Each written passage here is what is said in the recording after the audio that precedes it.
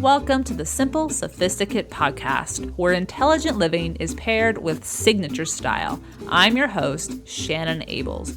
And whether you're listening on your commute, exercising, working in the garden, or sitting down with a hot cup of tea or a cafe au lait, thank you for tuning in. Let's get started.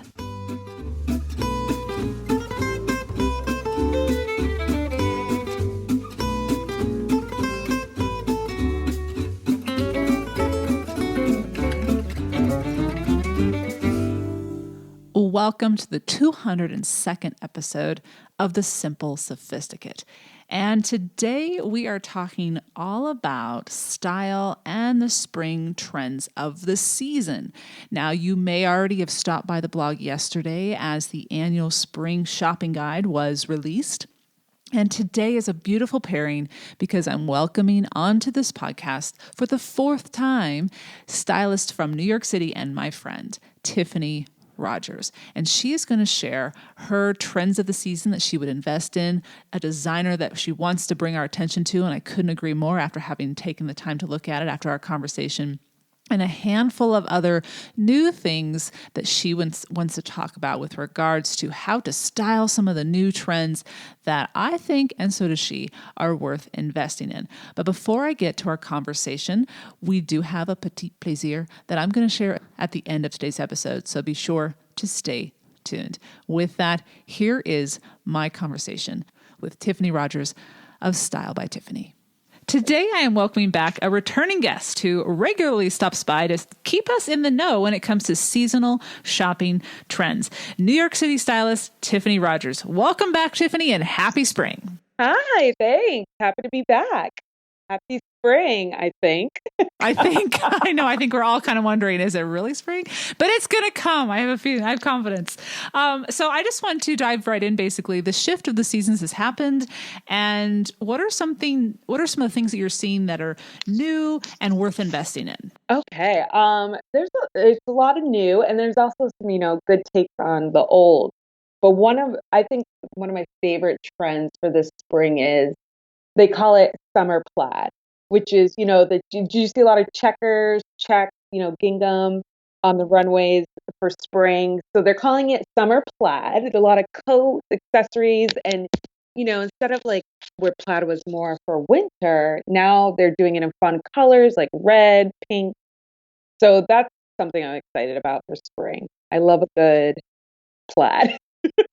Well, that would be a fun dress, I would think. Would you invest in this? Would this be something you could wear another year, or would this be something to enjoy but maybe not spend a ton of money on? I think I would invest because plaid it never goes out of style. We're used to seeing it in the winter, but I think now that they're doing it in fun colors, it has a very traditional, timeless kind of feel to it. So I would invest in it. This kind of goes into what you just talked about. What are some of the other items besides plaid that are typical summer, spring classics, but have gotten a kind of a reboot, a refresh, kind of a new take on that summer, spring style? We always say invest in a good trench coat. So yeah, there's a lot of trenches are really making a comeback, and a lot of designers did a lot of retakes on, whether it's fun, light, whimsy, sleeveless trench. There's a lot out there right now. I like that idea. That would be a great one for just because it is warmer out, but you still have that trench look. So it'd be kind of like a vest, but a coat all in one. That's a good idea. I did notice that actually when I was reading my Porter magazine for their spring edition. Yeah. They had a lot of remakes of that classic. So a lot of signature trenches is what I like to call them. Yes. That's cool. No, that's good. So that's definitely an investment one. With regards to colors, I was really excited about some of the colors I saw for my skin tone. I saw cornflower, that light kind of blue, not pastel, but kind of light blue. I saw a lot of different shades of pink. What were some colors that popped out to you to be trends of the season? A lot of bold colors. Again, I saw, just like with last year, I saw a lot of yellow. And, I think, too, we're seeing it carried over from last year, a lot of pink. And every shade, like blush pink or that vibrant hot pink. So, and also pastels, like you said, you necessarily wouldn't wear a bold yellow dress. But then again, I saw a lot of collections that had like the cornflower blue and the subtle colors. But again, colorful, not boring. I think everybody wants color now, you know? I can see that. And yeah, I would agree with you. That's what I was seeing on the runway when I was going back over my notes from last fall when I saw the collections is there's a lot of beautiful colors and stripes, a lot of different colorful stripes. I Yes. did notice that, and I love stripes, as you probably I, know. me too. So I was excited about that. I mean, who does? Stripes are like a neutral. It's like a leopard. It is. It really is. You just have to get the right color and the right direction for your body, whichever it is, horizontal or vertical, depending on the top. I don't know, but I just love stripes. It's a classic. It is. Was there a collection by a designer, new or old, or established, I should say, that you were just like, yes, they got it? You know who I've been watching the last couple seasons, which is fun, flirty, is Joanna Ortiz. I don't know if you're familiar with her. You've probably seen it. If you Google it, Google her collection. She does, and again, yeah, I said this last year, the ruffle, the ruffle is not going anywhere.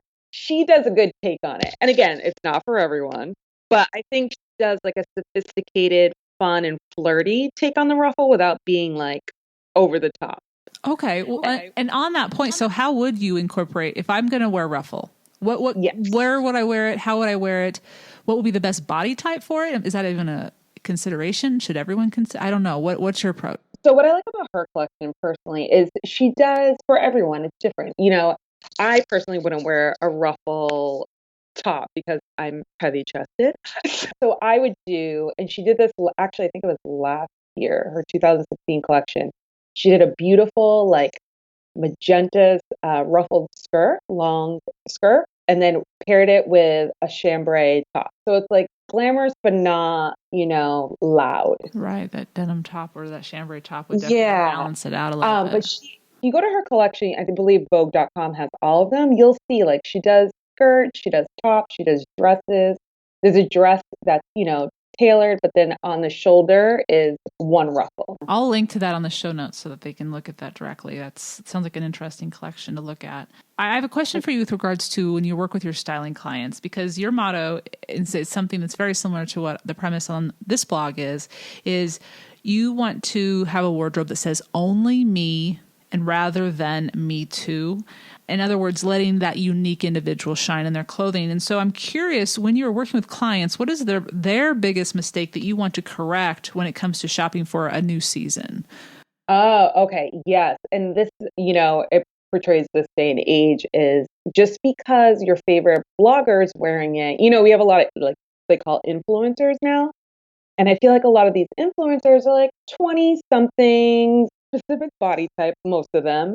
And then I have clients who tell me, well, I saw so and so wear this on, and post on Instagram. And how you can link to like it to know it. Here's what I bought. And they buy it and they're like, but it doesn't look good on me. And I'm like, yeah, because we're all different, We're all different. Yep. Yeah. And just because it looks good on someone else, you have to take into your account your own body proportions, your own style. Also, too, they'll see, a beautiful gown or something and buy it, but then it doesn't also take into account your lifestyle. Like, where am I going to wear this? Do I have an event coming up or a wedding? So it's interesting. Shopping is very, very much emotional. And I kind of bring back the practical side of it, the reality portion. So to not be, it kind of is, they're kind of not, this may be too extreme, but you're being seduced by this image and their vignettes of where they're taking it and what they look like it's like, oh, I want that. But again, like you said, lifestyle and what your body or your skin tone and all that is. That's true. Exactly. Well, another trend that I noticed, I don't know if you saw it as much, was shirt dresses. What is up with shirt dresses and how are you going to be styling those? So shirt dresses, I think what we all want these days is comfort, but we don't want to look like we just rolled out of bed. So shirt dresses definitely are comfortable, but I would suggest belting it to accent your waist to have a more structured look. Add a belt, because they could be they're comfortable, but they could look a little frumpy if you're not accessorizing with the right accessories. Another trend that I had for spring on my list, which goes with the shirt dress, is I really saw a lot of, they're calling it the fashion sneaker. Everybody wants comfort, and a lot of these designers are coming out with sneakers. Actually, I was in Tory Burch yesterday, and I saw a pair. They were adorable. They were like a pastel pink, simple leather sneaker, and then they had ruffles on the side. They were so cute, but not like an obnoxious ruffle. They were actually really adorable. I was like, I looked at my friend Amy and I said, I would wear these. Okay. So they were I was like, understated ruffle, bit of a feminine touch. yeah, And so you would wear them with that right. short dress. Okay. I'm going to look those up online. I'll try to get them on the show notes so we can take a peek at them because that sounds interesting. I'm trying to envision them right now in my brain. Yeah, no, I know. And you think like, oh, sneakers, like, oh, clunky. But I'm seeing a lot of different tastefully stylized sneakers out there. Because again, people want comfort. Well, and since you just mentioned shoes, what are some of the accessories, either handbags or shoes or jewelry, that are trends to either have fun with or to consider? Yeah, that's actually a good idea. You should have one of those in your closet or in your, your closet. Especially for spring and summer coming up. I saw a lot of the wicker handbag. A lot of designers that like Kate Spade, Louis Vuitton, they're all, and then I'm sure they're available at all price points. But the wicker hand, there's just something, spring, summer, resort, like just freshen up, We're used to like our dark over Our the black shoulder. totes. Yes. Winter. As I have a black tote that I take to school every single day. So I totally get that. That's true. Mine's gray. Like It's tonal. It's definitely classic, though. We can definitely use it year after year. But you're right. You could probably get it at a bunch of different price points. Have some fun with it. yeah, freshen it up. Yeah. Something a little lighter. That's a good idea.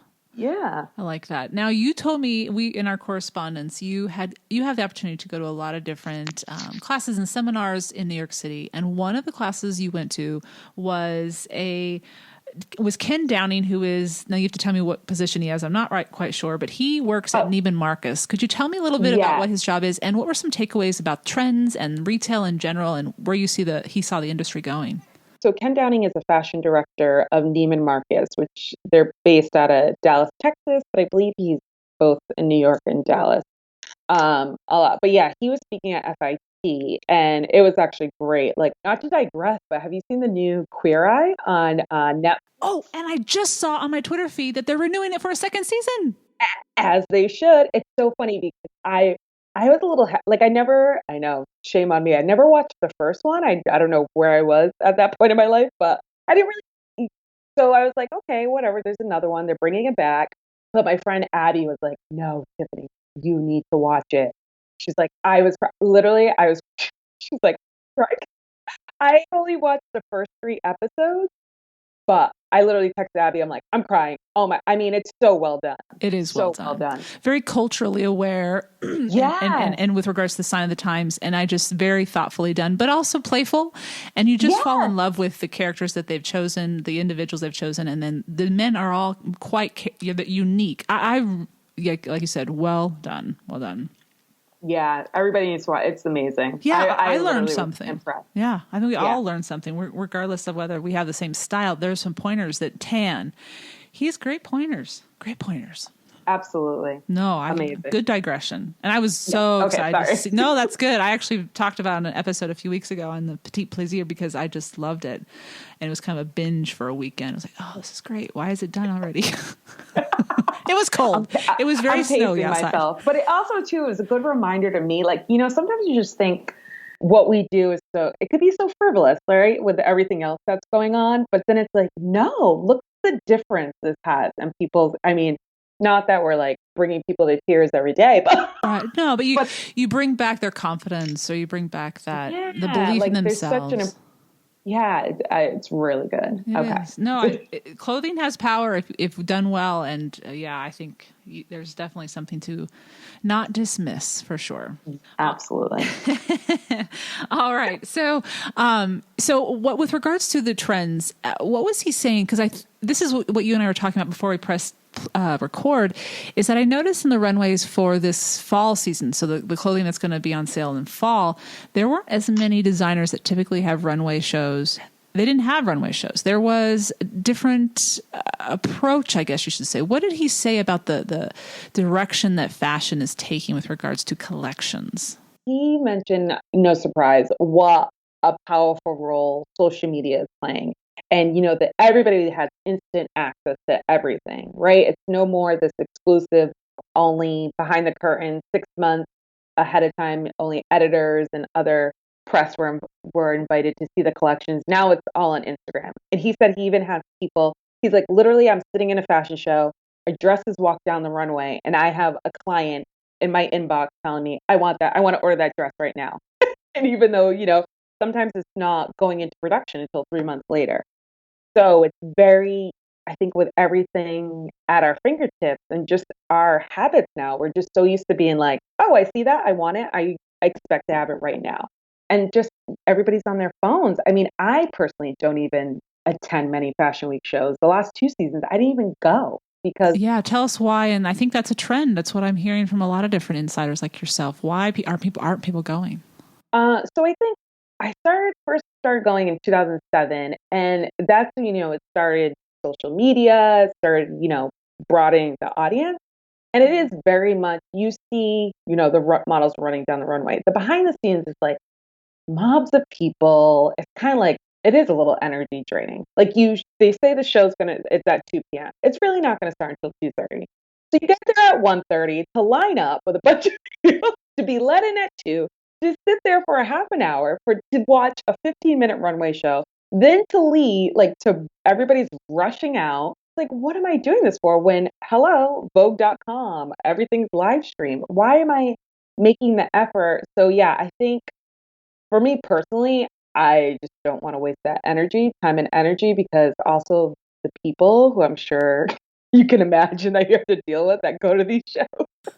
A lot of different personalities will say. Yes, yeah, like half people there just for publicity. Some people are there to actually see the clothes like me, and it's just a lot. But I think a lot of designers are realizing too that you it's expensive for them, and also you could just see it online, or you post, everybody lives through their Instagram feed now. So why go through that stress? Exactly. So yeah, that's what I'm wondering. I don't know if they'll go by the wayside ever. Maybe it'll just become more of a, I don't know what's going to happen. It's very interesting to watch it though, because it has shifted. That's for sure. Yeah. Yeah. I've noticed that. I think Karl Lagerfeld will continue to do his huge, amazing productions, but even, DVF, since she's shifted over to, was it Jonathan, who has her line now? I can't think of his last name, but now that she has shifted over the creative control, his shows are online. I mean, they're not on the runway shows. And I used to love her shows. And Yeah. so it's shifting, definitely. I do just enjoy for a month straight. I'm just checking my VogueRunway.com on my phone, and I'm just saving what I love, and I don't feel like I'm missing out. Although I will say, do you miss the networking, or do you find because you live in New York City, you can do the networking whenever you need to do the networking? You don't have to be at the shows because you live in the city. Right. Yeah, I think so. Yeah, and I think the shows just got to be too much. I don't know. Remember when you came? I mean, it got to be a point where there were people like standing outside. They weren't even like going into the shows. They were just standing outside and had like waiting for people to take their pictures. That's the street style pictures. Yeah, was it yeah. crazy like that when you came? It was. Like, there was a downpour of rain one day that I was there, so those people kind of went under the covers, but they were waiting for the rain to stop because there were photogs and they wanted to get. You could tell they were waiting for someone to get them. I remember that, which was interesting in and of itself, like kind of like airport watching. That was kind of interesting too. Yeah, and I'm like, I'm not networking with those people. No, I understand. It's the networking part for me, that was a big benefit when I went. Yeah, and I feel like there was a lot more events back then too, where you could network, and that kind of has fallen to the wayside too. Well, now speaking of shopping and New York City, you have your Shop the City guide, and I know some of the listeners already know about it because we debuted it here on the podcast just over a year ago, maybe 2 years now. But could you tell new listeners what your Shop the City guide is all about? So it's my list. So I found when friends, family, clients, when they were from out of town, come to the city, they think they can do everything in one visit. And there's a lot here. There's a lot of stores that really you should just keep walking by. And there's a lot of great hidden gems. So, my it's going to be 12 years that I've lived here, I put together this guide. It's the best of the best. This 2.0 version will have a few stores in Brooklyn that you should check out should you want to venture to Brooklyn. But basically, it's new. And also, unfortunately, there are some stores that closed.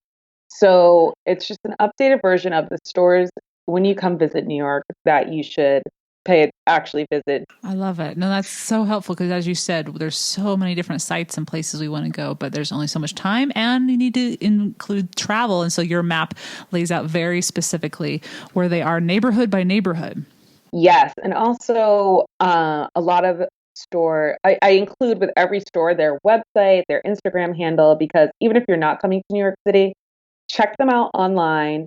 There's great, like this new brand, Hatch. They just opened up. They started off online. Actually, Net-a-Porter sells them. That's how I first came across them. And they just opened up their first place in New York City, downtown. And it's actually a maternity line, but it's not. I mean, it's pretty brilliant. Their logo is, for their motto is, for before, during, and after your pregnancy. But if you look at the clothes, you would never know it's maternity. Oh, interesting. Okay. I got a great pair of pants from them. I went in, I was like, I'm not expecting anytime soon. Let's get that off the table right now. Yeah. Clear that up. I'm like, their sweaters are great. So it's great. Even if you're not coming to New York City, check it out. I include all the websites to the brands. But also, have you heard of the Real Real? Yes. Okay. Yeah, they just opened up a location. Oh, they have a brick and mortar shop. Oh. Yes, in Soho. And also, if anyone's visiting, look on their website ahead of time because they give a great classes, like little 30-minute seminars on like how to spot a fake handbag, logo, the Birkin, how to tell if it's real or fake. They have a lot of good 30-minute seminar events. Okay, and they list them on their website so you know what is up and available, and they will be in that location in New York. Okay. I like that website. What was it? Jenna Lyons was cleaning out her closet, and she had a bunch of items on the Real recently. They were pretty much all scooped up in a few days. But what I loved about it was she wears about the same shoe size I do, so I was hoping maybe there might be something that would fit my foot. They were all gone, but no, they do have some great finds. You just have to keep stopping by and checking out the place because it's worth it. It's absolutely worth it because you have consignment locations in your guide as well, correct? Right, and there's other little hidden gems, like I was telling you last time about Michael's on the Upper East Side, which is a great consignment shop if you want a pair of Louboutins that have like barely been worn. There's fur jackets. Like I was really impressed. I was like, wow, this stuff looks brand new and it's a fraction of the price. Yeah, those are the places to go, especially when you're in cities like Paris or New York City, because they have such a large clientele to pull from. That's what's amazing about that. Oh, exactly. Well, yeah, I will definitely include a link to Shop the City Guide on the show notes today. And I just want to thank you for stopping by and keeping us in the know and getting us excited for spring because I am excited, but I also know my wardrobe needs a little bit of a brush up. And now I have some ideas on what to do. My pleasure. Thanks again, Tiffani. Have a great spring. Thanks. You too. Now, if you are interested in Tiffani's Shop the City Guide, she has just released and made available the second edition, as she talked about in our conversation. And there's a special opportunity for the Simple Sophisticate listeners. She is offering a promo code of $10 for this downloadable PDF by using the code Simply Luxe. So all caps, Simply Luxe, save $10 simply by being a Simple Sophisticate listener. And this will be a guide that includes exclusive boutiques and shops from Madison Avenue to Brooklyn. And it's, like I said, laid out by neighborhoods, which makes it so simple and easy. And as she said, it has all the links and the Instagram accounts. So even if you can't come to the city, you can still shop those businesses online, which I think is fantastic. Now, I wanted to let you know that on the show notes with regards to everything we talked about, I went and did all my homework. And I'll just run through the list here. First of all, I went to Joanna Ortiz's Vogue runway on all of her collections, and I've included that link to all of her collections on the show notes, as well as a few of my favorite picks from her most recent collection, Spring 2018. And you can also shop her collection at Moda Operandi. The link is on the show notes for that as well, the simplyluxuriouslife.com/podcast 202. And those pink leather sneakers from Tory Burch, they are actually quite adorable. And I am not a ruffle person, so I would definitely take a look at them. They're available in all sorts of different colors.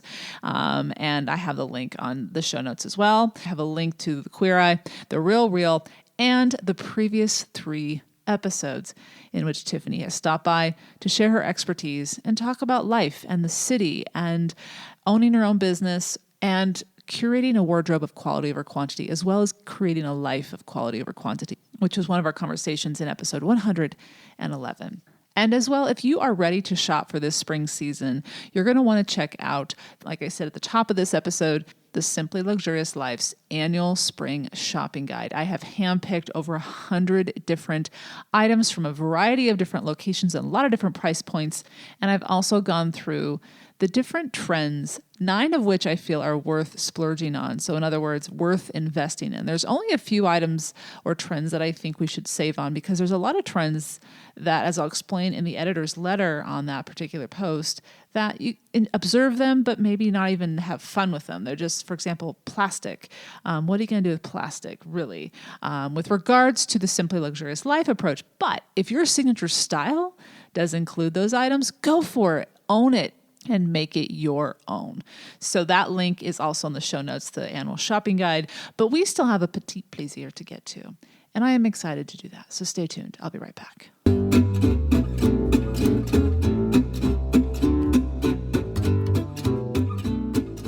This week's Petit Plaisir is a film I had the opportunity to go see a couple weeks ago at a local small independent theater.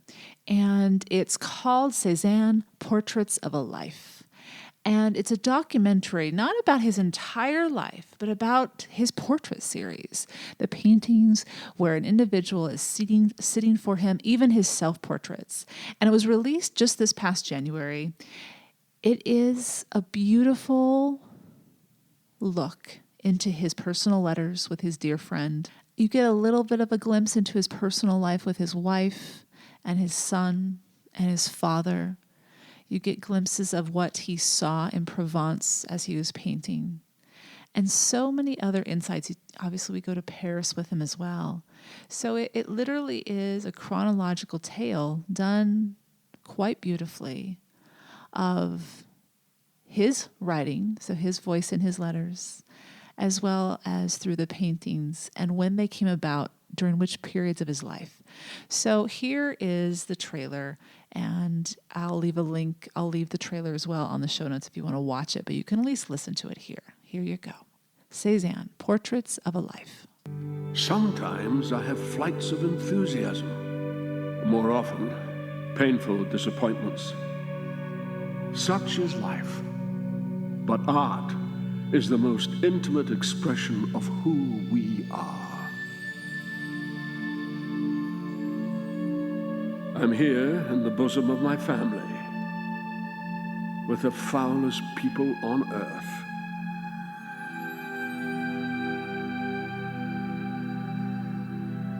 What can those imbeciles be thinking who say that the artist always falls short of nature?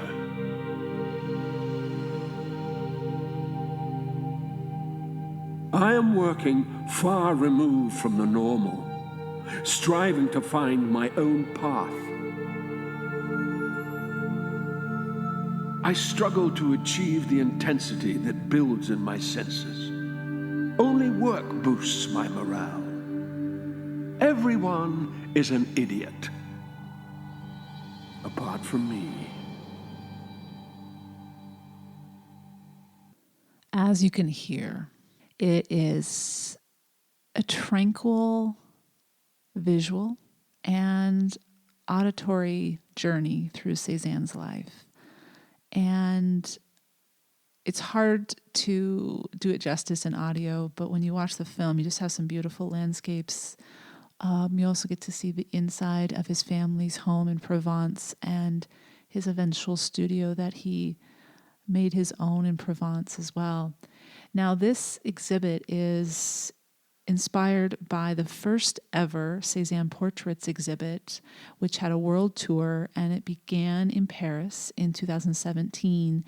And then it went to London and ran from October 2017 to February 2018. And it is currently at the National Gallery of Art in Washington, D.C., and it runs through July 1st of this summer. So if you are in Washington, D.C. these next few months, you can go and see all these portraits that are spotlighted in this documentary.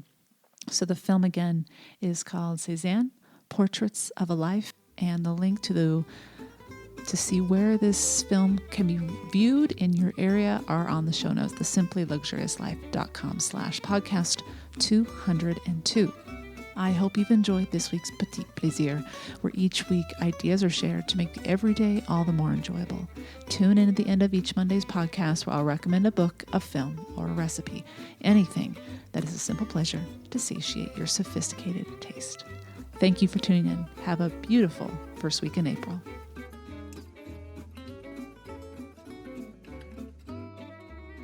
Thank you for tuning in to the Simple Sophisticate podcast, where intelligent living is paired with signature style. For more ideas and inspiration throughout the week, stop by the blog, thesimplyluxuriouslife.com, or pick up the book, Choosing the Simply Luxurious Life, A Modern Woman's Guide, now available in paperback as well as ebook and audio versions, which are available on Audible, iTunes, and Amazon. And to receive exclusive news as well as an extra dose of inspiration to jumpstart your weekend, subscribe to the Simply Luxurious Life's weekly newsletter, which arrives in your inbox each Friday to enjoy with a hot cup of tea or a morning cup of coffee. Until next Monday, I'm your host, Shannon Ables. Bonne journée.